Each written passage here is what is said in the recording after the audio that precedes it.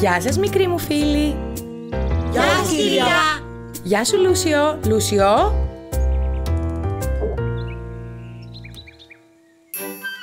Δεν σας φαίνεται λίγο διαφορετικός ο Λούσιο σήμερα?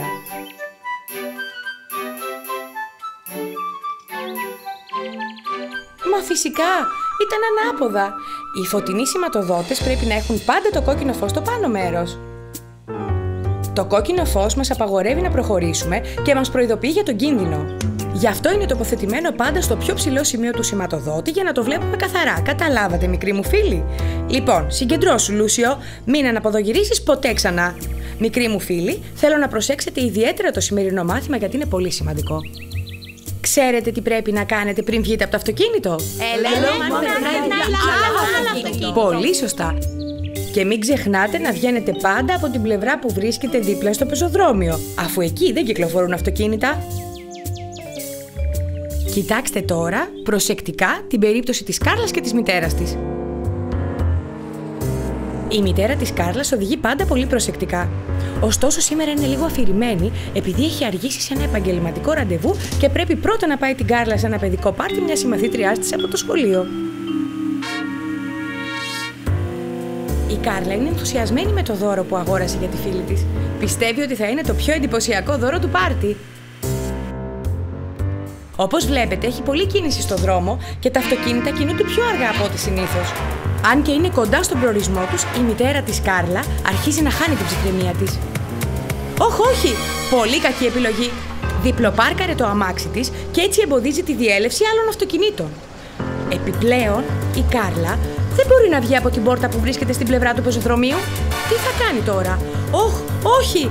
Κάρλα, πριν βγούμε από το αυτοκίνητο, ελέγχουμε πάντα αν περνάει άλλο αυτοκίνητο.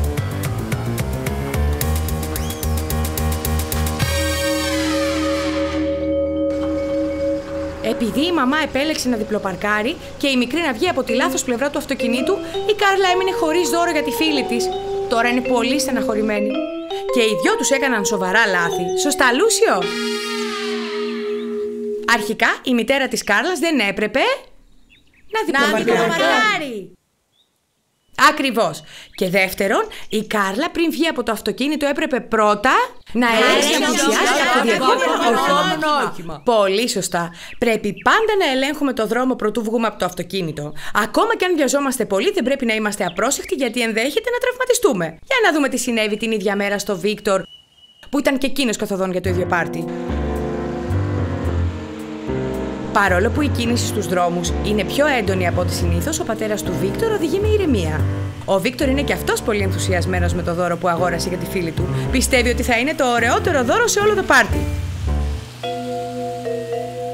Ο μπαμπάς του Βίκτορ ψάχνει ένα σημείο για να παρκάρει το αυτοκίνητο. Όμως δεν μπορεί να βρει μια κενή θέση παρκαρίσματος και αποφασίζει να προχωρήσει λίγο παρακάτω για να βρει ένα σημείο όπου θα μπορέσει να σταματήσει προσωρινά και να αφήσει τον Βίκτορ να βγει έξω. Ο Βίκτορ, παρόλο που βγαίνει από την πλευρά του αυτοκινήτου που βρίσκεται δίπλα στο πεζοδρόμιο, κοιτάει πρώτα και από τις δύο κατευθύνσεις για να σιγουρευτεί ότι δεν θα χτυπήσει κάποιον πεζό ή ποδηλάτη. Μπράβο σου, Βίκτορ!